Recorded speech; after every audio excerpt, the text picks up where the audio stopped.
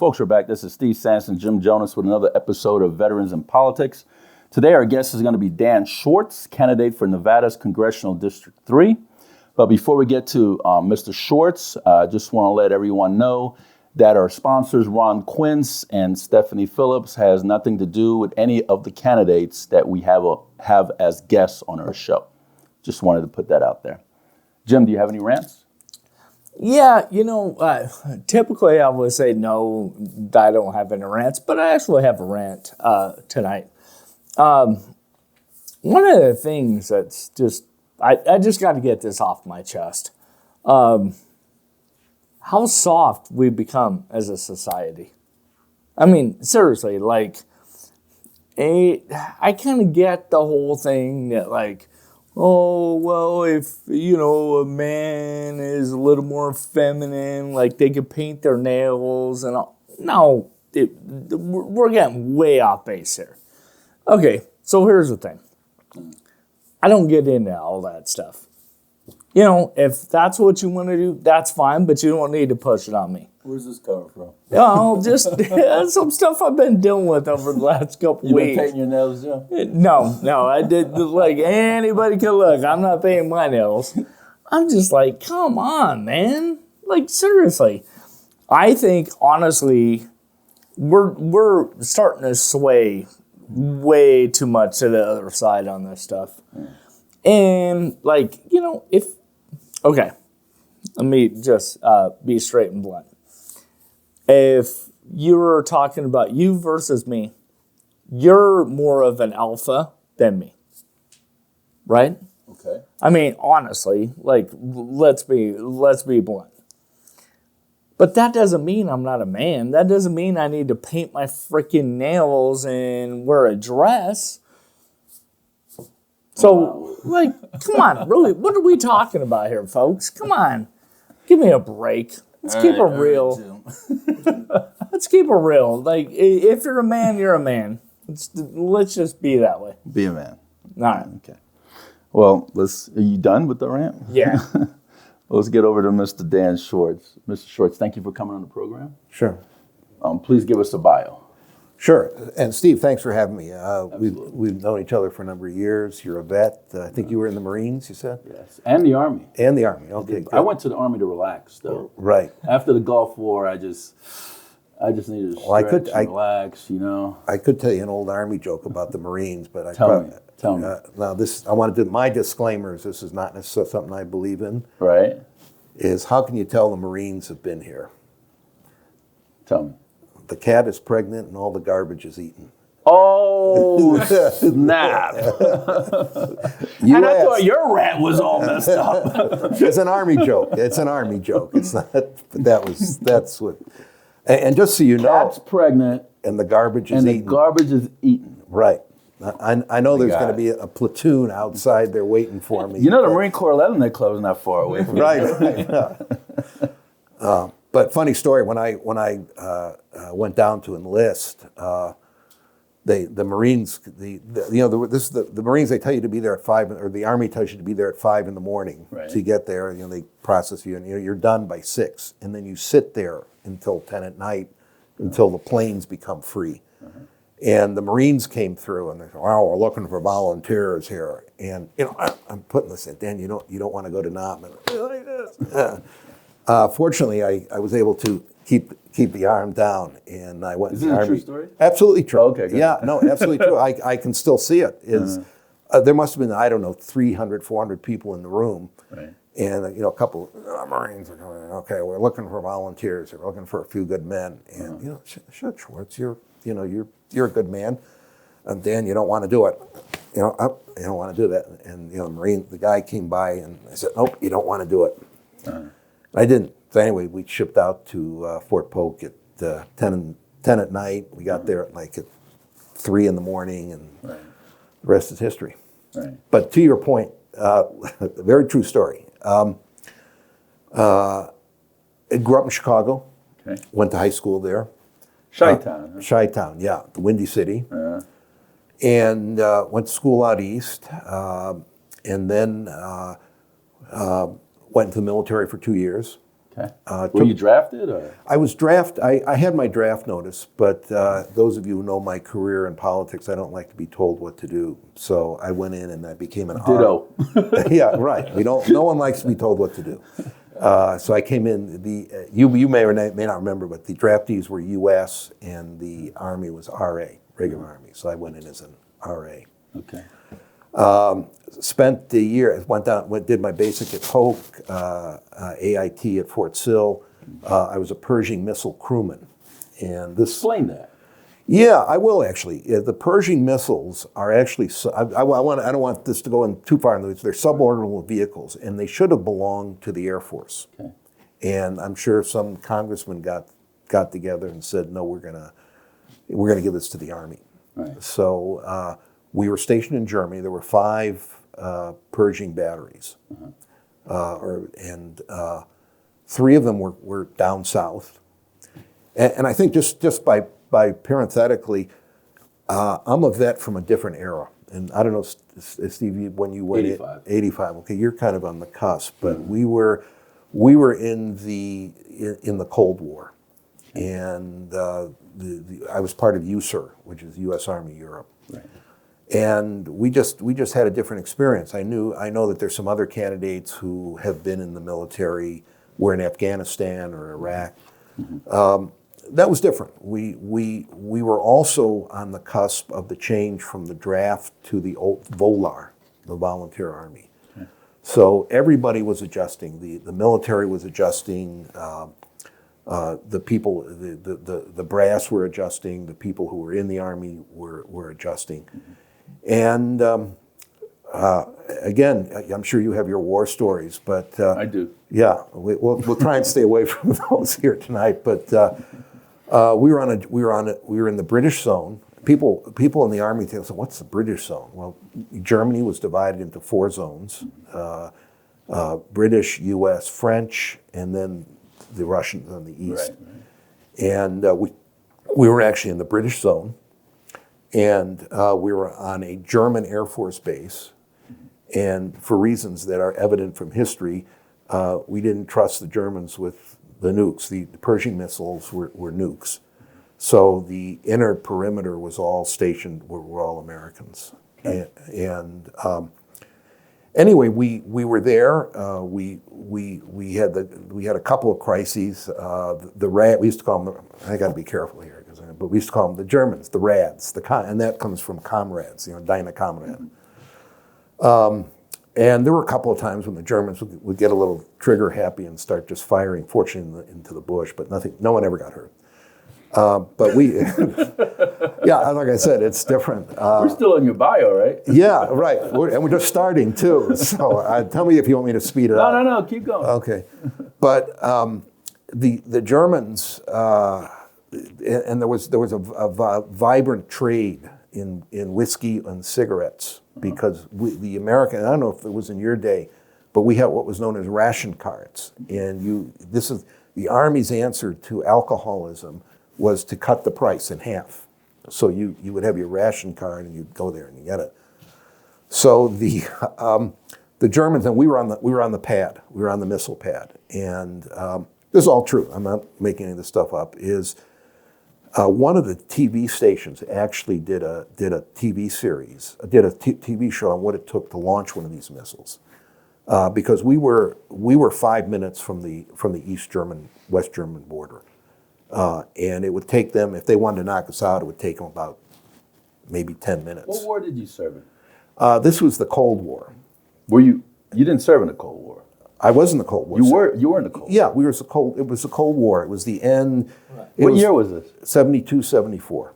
Oh, okay. Yeah, okay. And very different than people today. Well, I was in Iraq, or I was in Afghanistan, or wherever else we're sending troops.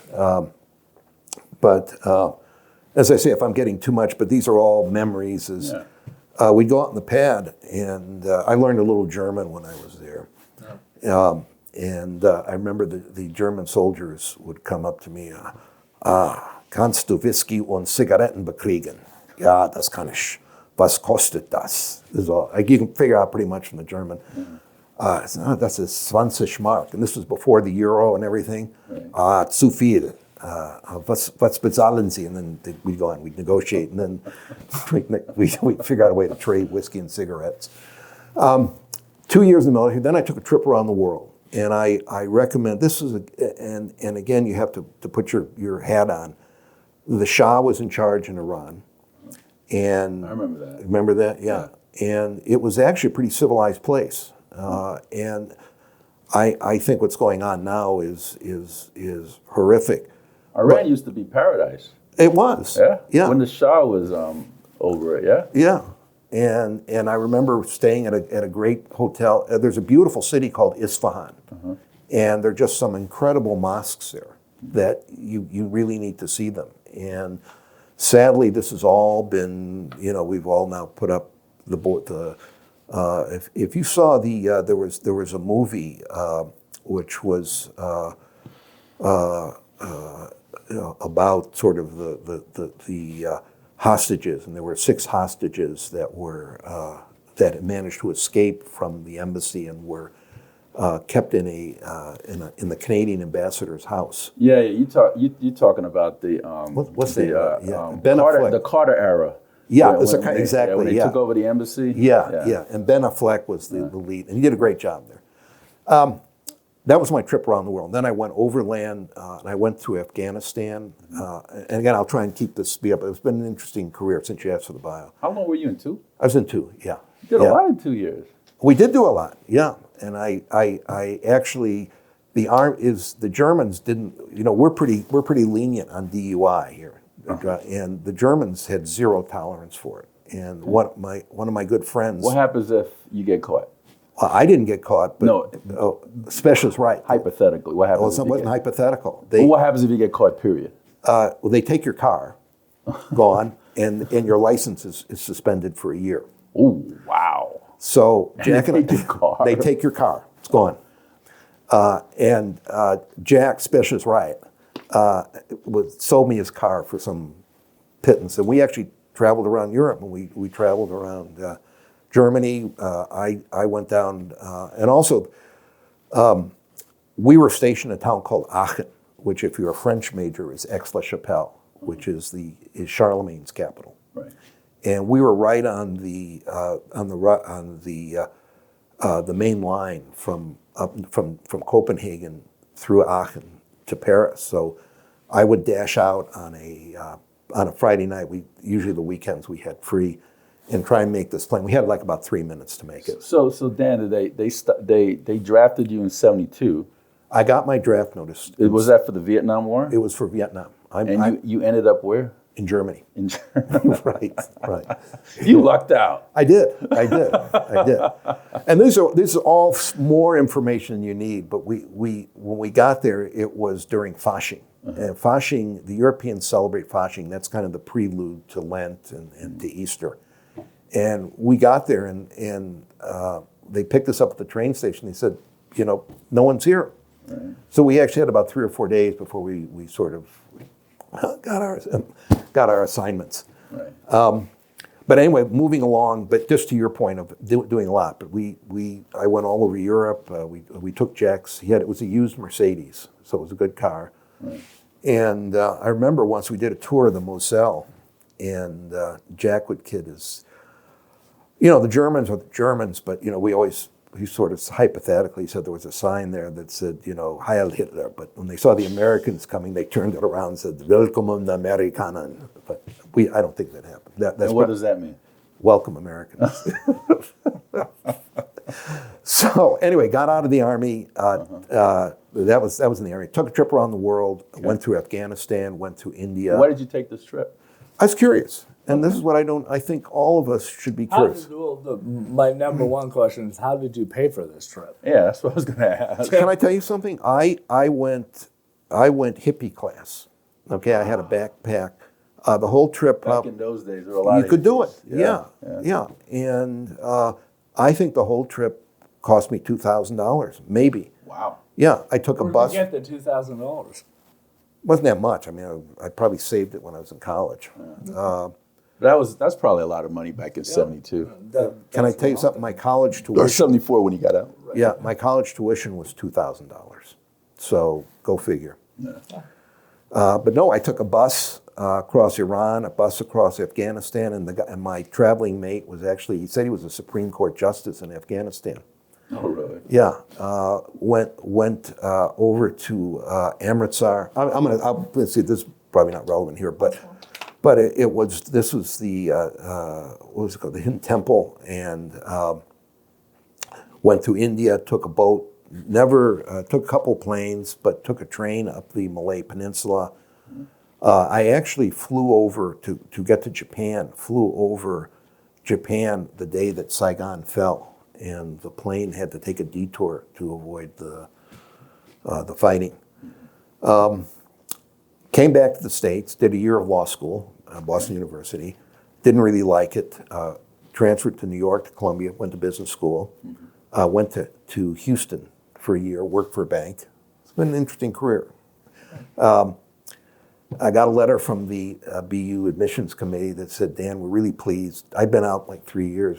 It's really great you're doing all these things, but two things. One is, if you don't come back now, you probably have to repeat your first year. If you've been to law school, that's the hardest year. And two is we may not let you back in, because this was when everyone was graduating. So I went back to law school, finished up, ended up, I had an MBA and a JD. I'd gone to Columbia there. Came back, said, okay, what do you want to do? And I said, whoever gives me a job first, I'm going to do it. So I got a job in New York in the financial area. Wall Street? Wall Street, yeah. I was on Wall Street for a number of years.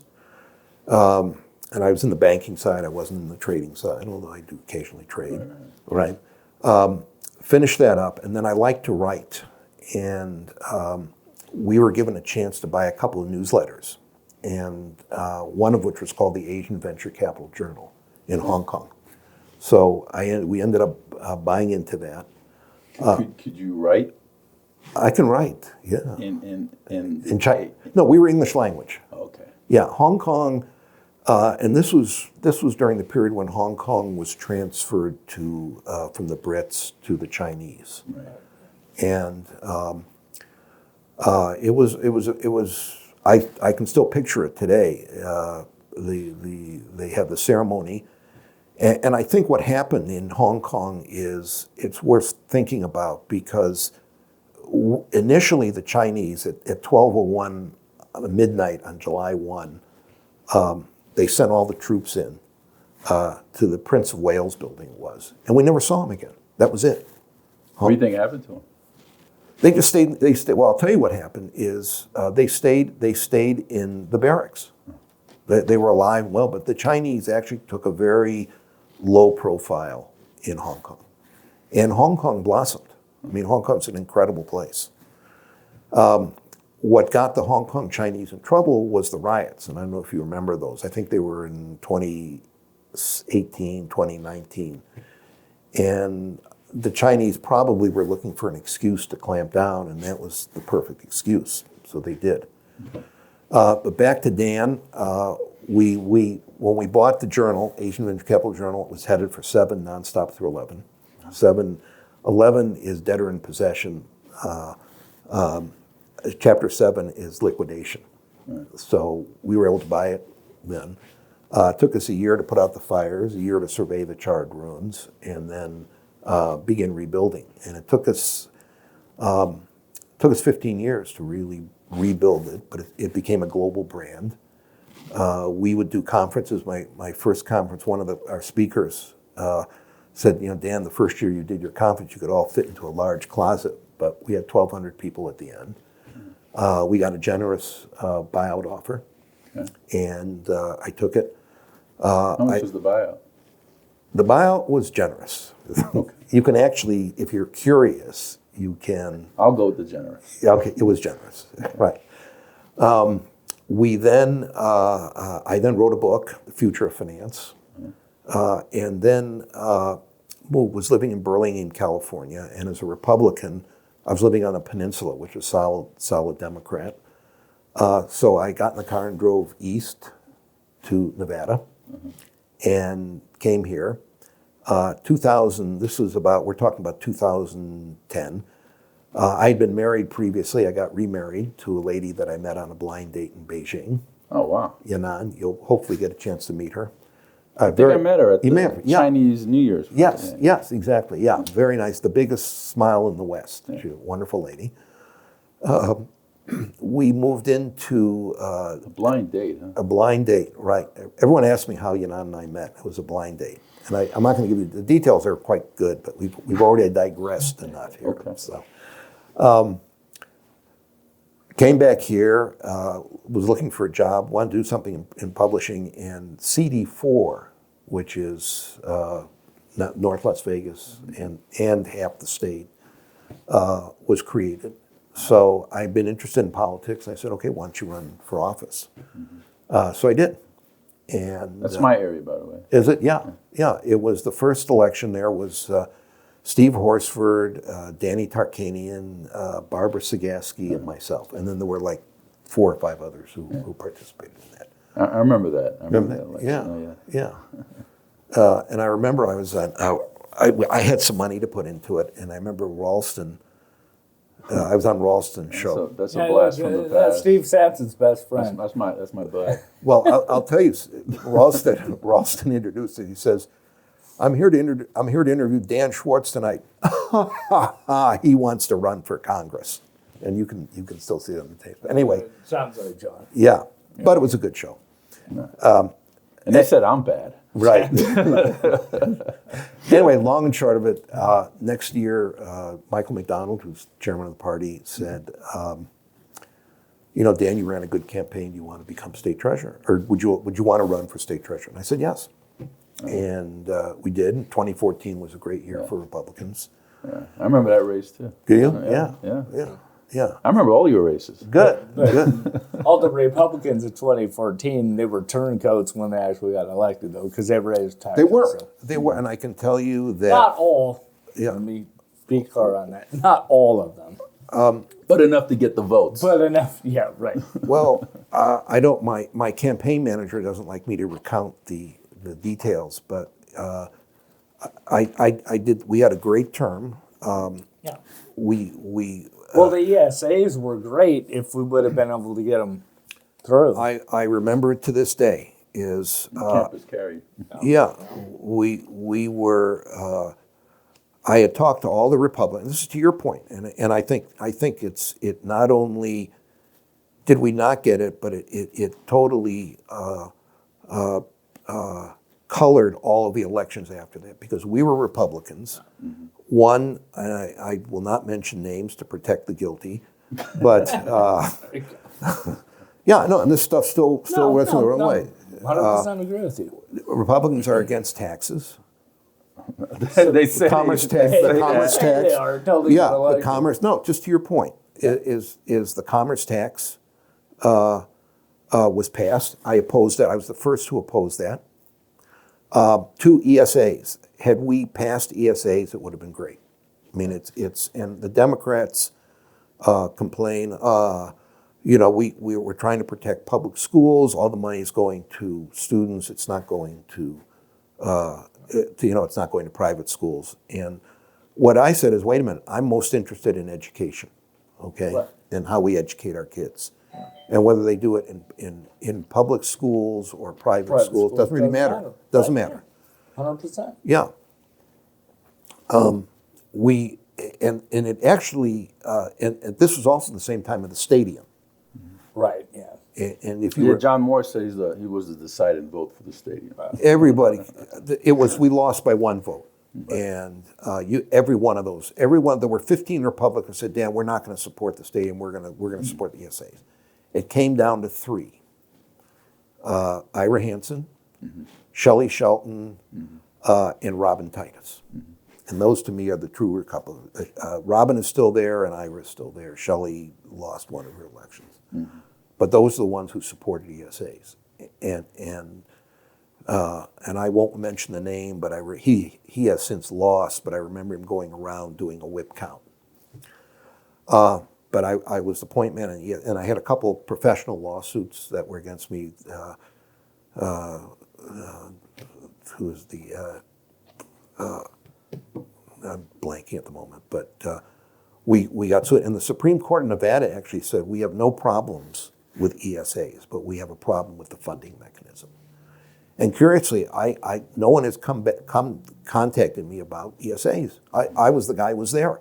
Are we still in your bio, by the way? Pardon me? Are we still in your bio? We're almost done. Okay. We're almost done. Long bio. Jeff. It's been a great career, and that's who's running. that. Yeah, sure, and that's who's running for Congress. We did the ESAs. We also quintupled returns in the state funds. We revitalized the 529 programs. What is that? 529s are college savings programs. Okay. And if you notice, why is that relevant now? Well, our good president, Joseph Biden, is busy forgiving people on all their student debt. Well, if parents had invested in the 529 program, we were standing in line at an event, and someone said, wow, that is the best thing that you ever did. Right. Because you start out when the child is young, you begin building, and then when he gets to be college age, you don't have to borrow $50,000. Mm-hmm. So we did that. And finished the term. I'd done everything that I'd wanted to do, so went out. Ran in 20.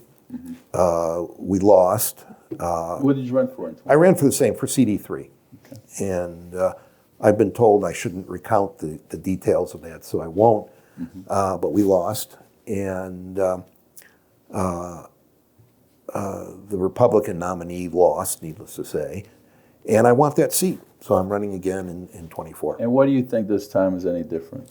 I think there's several things that are different. Okay. I think one is I have experience. Mm-hmm. I mean, I have 4 years there, 4 years in office. I've learned that. And I think at the same time, the political climate is different. Mm-hmm. And I think we've seen, and Steve, this may be a little bit overthinking things, but I've endorsed President Trump. Okay. And you opened up a whole bunch of doors for me already. I got a whole bunch of questions. That's what I'm saying. This week we can talk. We have a lot. I'm just listening to you. And you keep opening up all these doors. There's lots of doors that are open, right? And I will answer your questions. But when I said is okay, the political climate is different today than it was in 20. And I said, if I'm going to run again, I want to make a difference. Right. And I want to have a platform that elevates the debate. Right. Okay. And the 4 issues or 5 issues that I'm running on, this will not be a campaign speech, but just to sort of highlight them. What are they? One is national service. Okay. I believe that, and we've run this we did this on Facebook, and I think that all Americans 18 to some age, 24, should register, much like the debate, much like the draft. Well, legally they have to, anyway. They do, right. But then everyone forgets about it. But they should have a choice. You can serve the military, and which would have the great effect of solving the military's recruitment problem.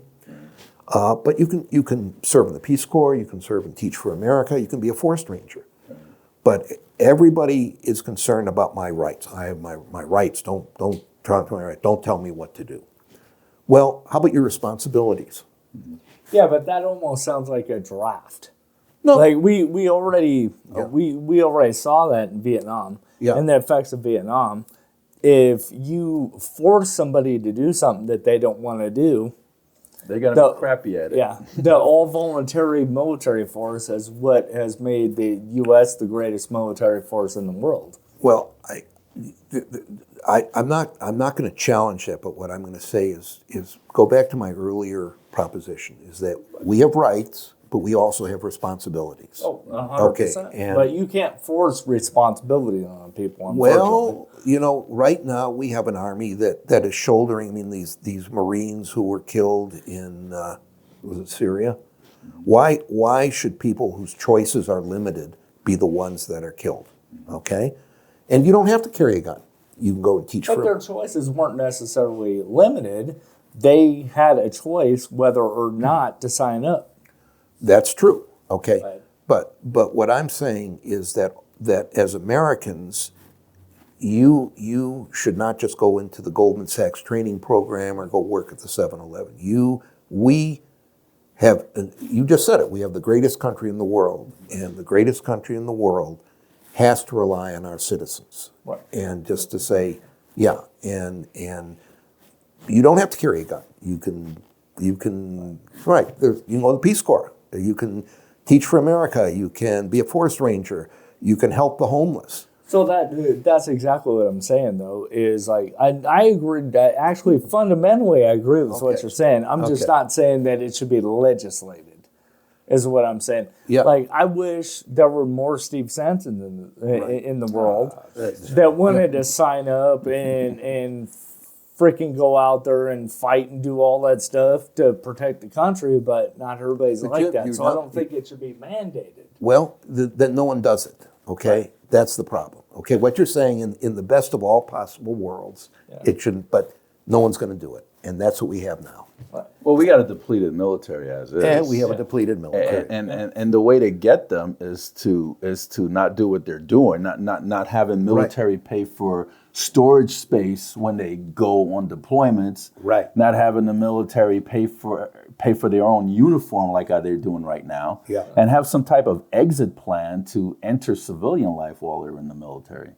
Yeah. And they're not doing none of that. I think the only branch of service that does that part is the Air Force. Yeah.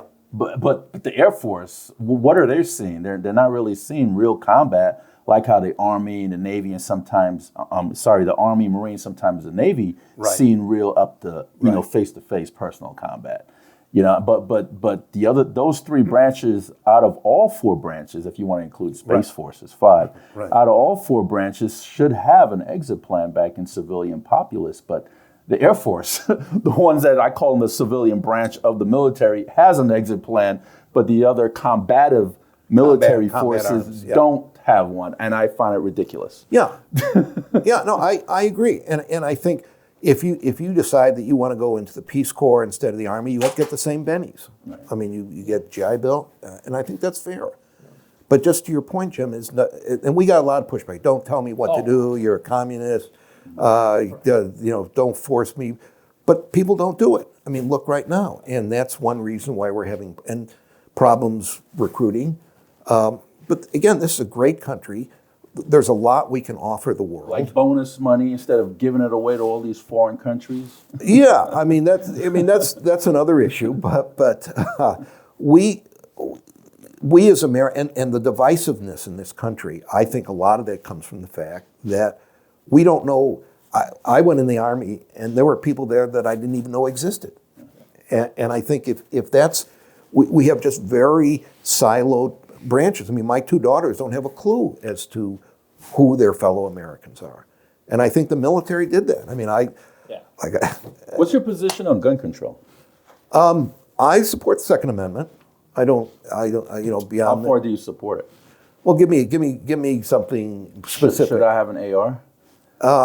I have issues with ARs, but I don't really care. In other words, I mean, it's just, to me, there's only so much political oxygen there. And if we're going to spend our time arguing about ARs or machine, I remember running in 12, some guy said, are you going to stop me from shooting my machine gun in my backyard? I said, no, go, if that's how you get your jollies, go do it.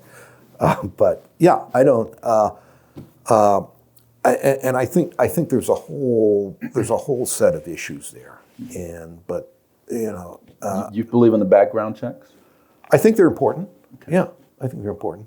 Okay. But even if you do that, if you look at these mass shootings, it wouldn't stop any of that. And I think that's just the real issue.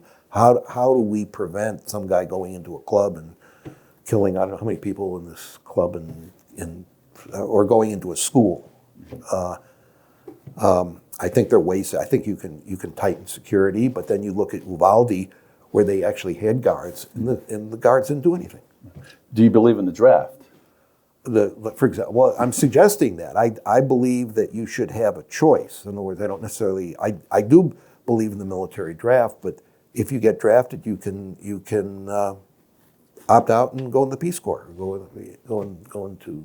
You said earlier that you're pro-Trump.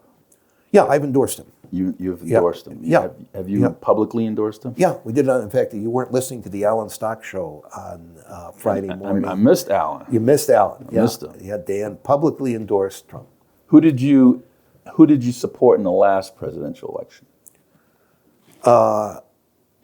I'm trying. This was like 20. The last one, when, Yeah, it was when 20. Joe Biden took over. Yeah, I'm a Republican, so I'm sure I voted for the Republican candidate. Okay. Yeah, like I said, I'm. And why am I a Republican? You might ask that question. Why are you? Why am I? Because we as Republicans believe in individual responsibility and individual accountability. Okay. And to me, that is critical, and that is critical to our country. Okay. So then, why are you like? You say you're kind of wavering on the whole draft thing. I'm not wavering. I think No, because you're kind of like, yeah. Well, you think everybody should serve, right. which I agree with you on. By the way, I think everybody should serve on some level, Right. but not be forced to serve, through government means.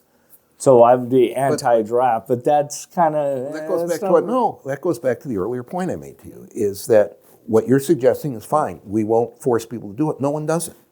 Okay? I mean, what we have now is, they just don't do it. When I ask Thank you for clarifying. Yeah, but I think that's right. Yeah. Oh, yeah. no, it wasn't a gotcha question. No. I'm pretty straightforward on that, pretty clear. Yeah. I just want clarity. You are entitled to clarity. When I ask you who did you support in the last presidential election, you said, I'm sure it was the Republican. Yeah, with Trump. Yeah, Okay. yeah. Okay. Yeah. Sure. Yeah. I mean, as I say, I'm a Republican. With a few exceptions, which Trump was not one of them. I'm a Republican, but I go with the best candidate. Right. So there are many times I voted Democrat in the general election. Yeah. Actually, Steve and I have had conversations over the phone about that. And because you got to vote your party in the primary. Yeah. But there are many times I voted for a Democrat candidate because I think that if I think that Republican candidate didn't have what it took, and the Democrat candidate did, I voted for that Democrat candidate. And I'll stand up and say it. Right. I have no problems doing that. Yeah. But when you said that you're sure, I was a little confused. I wasn't. I thought you were going to say, definitely I voted for him. Yeah. I mean, that's what I wanted to hear, actually. Right. So the border crisis has been something that's been in the media for a while now. Right. What are your positions on that? Okay, if you notice I said positions. Yeah, look on my campaign card, and one of the things I've said is that we have a broken immigration system. Okay. And what I've said is we close the border until Congress acts. Congress does what we pay them to do. Right. And that is to fix the immigration system. What does that look like, Mr. Schwartz? What it looks like, the answer is I'm not in Congress yet. Okay. But immigration it sounds like, it's one word, immigration, 4 syllables, right? Yeah, 4 syllables. But it's a very complex subject, okay? You have different classes of visas. Okay. One of the central questions is... Do you know the different classes? There are myriad. I mean, I actually tried, just so you know, I tried to do a little homework on that. There are myriad classes. And then there's subclasses. Yeah. The central question is, there are a lot of central questions. One of them is, should our immigration system allow family members, or should we only allow Harvard PhDs? In other words, we have to do that. Very central question. In fact, we allow both now. Is there a difference between a work visa and a privilege visa? Yeah, and this parole. Are you familiar with parole? Parole is the president's prerogative to let people in for political asylum. Okay. And I think the Biden administration has abused that in the extreme. We get people now who want to be arrested. I mean, it makes no sense. We have country classifications. What do you mean, people that want to be arrested? Look at Is it like the homeless trying to get off the streets because it's cold? No. Look at the movies. Look at the videos. Is people lining up to be arrested so they can claim political asylum? I mean, Fox Arrested where? In their country or here? in our country after they've crossed the border illegally. Probably getting treated better than they would in their home countries. Well, unfortunately. yeah, and if you look at, I've needless to say, it's a huge issue, and someone who actually had looked at it said this. He said that, Dan, if you actually talk to a lot of the people who come over here, a lot of them are being victimized in their home country, but they come over here for two reasons. One is the economic reasons. They can support themselves, and if you look now, there's Chinese, there's Venezuelans, there's Senegalese, there's the Mexicans, I mean, everybody, and they come here because we are the land of opportunity, and no question about it. And two is they know they can stay, okay? They know that if they talk to the border agent and they say, please arrest me, and they say, okay, we'll arrest you. On what grounds should you stay? I'm claiming political asylum. Okay, you're here. Here's your Greyhound ticket. Here's your Greyhound bus ticket to wherever, and your case will be heard in 3 years. And I think that I think we need to take a couple of step backs and say, okay, we need to organize this system. And why is it? It's not that I'm not compassionate or I'm not empathetic, because I am. But our country has certain values. And if we continue to just open the floodgates, we cannot preserve those values. And, we can talk far longer than we're going to talk tonight on what those values are. Well, I always tell people they need to treat our country like their house. I mean Yeah. when you left today, you locked your doors, didn't you? Yeah, Nobody's in there that you don't know about, right? right. How come people don't want to treat their country the same way?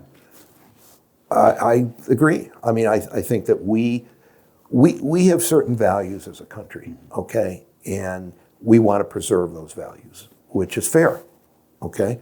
And our immigration system should be directed and focused at that objective.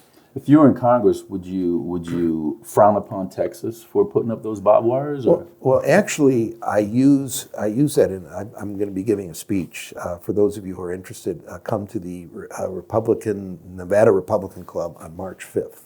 Okay. You the keynote? There's another gentleman who's speaking, and one of the things I said is that this is as much as I respect the governor of Texas, this is not his job. It is the job of Congress to pass immigration laws. Even if the governor's protecting his own border? That's our Constitution. Is immigration is Congress? Is it federal? It's a federal. Yeah, it's a federal responsibility. It's not Governor Abbott's responsibility. I know he wants to do it, as well intentioned as he is, but it's the Constitution. So, hold on, I'm still going on this Texas. Yeah. So you don't believe the governor should protect his own borders? Even if I believed it, which is fine, it's our Constitution, and the courts have backed this up, says it is a federal responsibility. You and I can say, well, but wouldn't that if people are crossing into Texas from Mexico, right? Wouldn't that cause an economic downturn in his state? Doesn't he have an absolute right to make sure that his border is protected if it's from a foreign country? I'm not talking about like if he's bordered on what are those states around there? New Mexico. I'm talking about a foreign country. New Mexico, Oklahoma. I mean because he doesn't he have a responsibility to his citizens to make sure that the economy is good, that crime is okay, that all these other things, that all these programs that they have in place in Texas, doesn't he have a responsibility to protect his own citizens of his state? Steve, he has police powers. Okay. He has infrastructure powers. He has a lot of powers. So he can't use a barbed wire. Whatever he uses, immigration. No, the real question you should be asking is, why doesn't Congress act on this? It's not so much what Governor Abbott does. Right. Why isn't the 435 people that we elect to Congress, why aren't they doing what we pay them for? That's the real question. Yeah, but I could also say that the governor has a right to protect his borders. He does. He can put policemen there. who, after people come in and pass through the U.S. Immigration Services, they become residents or residents of Texas. But as much as you like Governor Abbott, and I like him, that's just not what, I mean, we could live in another country which gives powers to the states and to the federal government. And Texas want to be their own country. Right? They want to, right. Sadly, that ended in 1840 something. So that's just the way it is. I don't know what more you can say. Jim, what do you say? Yeah. So let me ask you this, Dan. Sure. So as far as securing the border, what would you think about, and this is something that just hypothetically I was thinking about years ago, how about just overall suspend the visa program, period, for now, secure the border, redo all the immigration laws, and just rewrite them from scratch? That's what I've suggested. I'm going to read right here, secure the border. Dan will close the southern border until Congress does its job and fixes our broken immigration system. Okay. Right here in black and white. When you get elected, you're going to be a part of Congress. So how are you going to do that as a freshman congressman? People have said that to me. Dan, you're one of 35. You're at the very bottom of the totem pole. Yeah. And people said that to me when I was treasurer. Dan, you're just a treasurer. You don't, you're responsible for these things here. I went after ESAs. Okay, I mean, I was actually. I remember that. Yeah, I was the point man.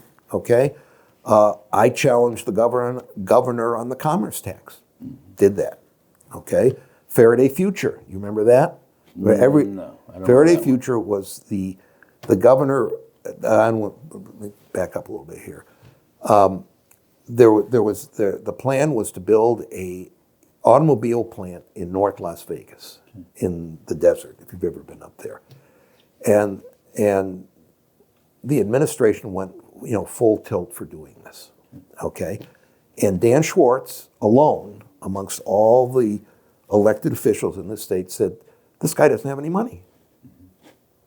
And, You were the treasurer. I was the treasurer. It wasn't my money. It's the taxpayers' money. But the guy who was sponsoring, it was a guy, Zhu Yotang, I think his name, he's Chinese, was going to build this plant, and he wanted $350 million in taxpayer money to build the plant. That sounds like a norm in this state. Well, yeah. And Dan was the only one who said, no, this is a phony plant. He can't do it. And Dan was right. Okay? So, yes, I was one guy in a state of 2.8 million people who opposed it. And if I go to Congress, I'm going to, and of course, right now we have a dysfunctional Congress. All you got to do is read the newspaper. It's sad. It's very sad. And I can promise you that you may not like me, you may love me, but you won't be disappointed. So, Dan, real quick, let me ask you this question. Yeah. There's a lot of Congress people we don't like, but Right. just is what it is. Yeah. I think a lot of it has to do with term limits. Yeah. So you say you want term limits. What kind of bill, like in your dream world, Dan Schwartz gets to write the term limit bill? How would you write it? How many years for Congress? How many years for Senate? And before you answer that, did you sign the term limit pledge? I did, actually. Okay. I did. I think it's 3 terms. You posted it? This was in the last, no one's come to me, but I remember in the 20 election, there's actually a group that sponsors term limits. Yeah. And I know I signed it. You can go back and look. I think it's like 3 terms, something like that. So 3 terms would be how many years for Congress? Yeah, I think Congress, I think the House should have 3-year terms, okay? And I know, just because right now they get elected and the next thing they're worried about is their reelection, okay? So give them a break. I would do 12 years for Congress and 2 terms for the Senate. And, if what we're doing now is ridiculous. I mean, Nancy Pelosi's there forever. We have Dianne Feinstein, who... We wouldn't have had Joe Biden if we had... Yeah. I mean, this guy never worked in the private sector in his life. Yeah. 50 years in government, that's absolutely asinine. Yeah. It says right here, and Dan Schwartz has got term limits. Dan supports term limits for Congress and our courts. Why do we have 9 justices who are responsible to no one for their life? That's not it's not a key to democracy. Right. I agree. Okay. So I'm counting your vote. The 3-year thing for the House, though, that's interesting because I've always said, I mean, my personal opinion is limit the House to 4-year terms. Yeah. Because I do agree with you on the 2-year, because basically the House of Representatives, like, they're just running to get reelected all the time. Yeah. So can they really do anything? Yeah, they can't. Yeah. No, I agree with you on that. Yeah. And so I'm doing four terms, 3 years each, and then 2 Senate terms. And if you're absolutely desperate to help the country, you can run. We have something like 10,000 offices in this country. There's lots of things you can do. Well, and honestly, Steve, this will be my last question. Dan, I do have, and this is a long-winded question. I do apologize for that. But one of the things I've noticed is that so many people that are running for federal office, they focus on actually internal issues within the United States, which is great. But then once they get elected, they realize that most of their time is actually focused on foreign issues. So for me, the thing I'm going to ask is, what do you think the foreign policy of the United States should be? Because you're going to be one of the checks and balances of the president. So what do you think the role is for Congress, especially as it's concerned to the War Powers Act? Yeah, I mean, first of all, you're talking to someone who has spent a year. I studied in Paris for a year, so I'm familiar with Europe. I lived there 2 years rent-free, thanks to the U.S. Army, and I've built a business in Hong Kong. So I'm very aware that we live in a very intermingled, a very global world. Okay. I disagree with you is that Congress, we have a State Department, and the State Department handles our international relations. But should they, though? Well, the answer is yes, but they're not responsible. Ultimately, the president is responsible. Right. Okay, so an elected official so that and you Congress have to hold him accountable, though. Yeah, and Congress is responsible too. Congress War Powers Act is a very good example where Congress wants a say, and there's a lot of dispute between Congress and the president, who's this and that, who has the authority. The president is the commander-in-chief, so he can order the troops to wherever he wants to, and I don't truly agree with that. But I think it's, the question's a lot more complex than you're suggesting, and that would be my answer, is that Congress, I will certainly speak out. I mean, there's the Ukraine, there's Gaza, there's Israel, there's Taiwan, there's lots of issues out there, and each one of them has its own issues, and then you've got the EC, the European Community. I mean, you've got China. I mean, it's huge. So I don't think it's not something I can answer in the 30 seconds remaining. Steve. So, Mr. Schwartz, do you have anything that you want to cover that we haven't covered? No, I think it's a great discussion. And aside from my getting a little bit digressing on my Army days, okay, good. No, I think we have this is a great country. We have great people, and I think we've been ill-served by our elected representatives. And I truly believe that. That's one reason I'm running. I mean, you've got to decide whether Dan Schwartz should be your representative or not. Our government has become dysfunctional. We have a different country. When the Constitution was written, there were 5 million people who lived scattered along the eastern seaboard. We now have 330 million people living across the continent. It's a different continent. It's a different world. Las Vegas has changed. At one point, we were a happy desert town, with slot machines. We've got three or four professional sports teams, soon to have 5. We have a booming population. We have a growing economy. We're a modern major metropolis now, or becoming one. And I think that we deserve better than what we've had. And we deserve better candidates. We deserve better elected officials. And, I'm hoping to be one of those who represents our new country, our new city, but I need people's help. I need your help. I need Steve's help, because I can't do it alone. So Mark is going to zoom in on you. Okay. And you have the closing. Okay. And your point of contact. Okay, good. Okay, good. I think that was my closing, so we'll do that. Point of contact is, we have a website, www.Dan for Nevada, with 4 spelled out, FOR Nevada. There's a great video on there, which I really urge you to look at, because I think it sets out that my experience. You're talking to someone who's had 4 years as state treasurer, and it wasn't just 4 years, it was a great 4 years where we actually contributed to the state and tried to contribute to making this a better state. And also the 4 planks is: 1 is national service, 2 is term limits, 3 is immigration, and 4 is taxes. And as I say, if you know my record, I will speak up, but I need your help. Well, Mr. Schwartz, thank you for coming on the program. We really appreciate it. Sure, thank you. Jim, thank you. Yeah.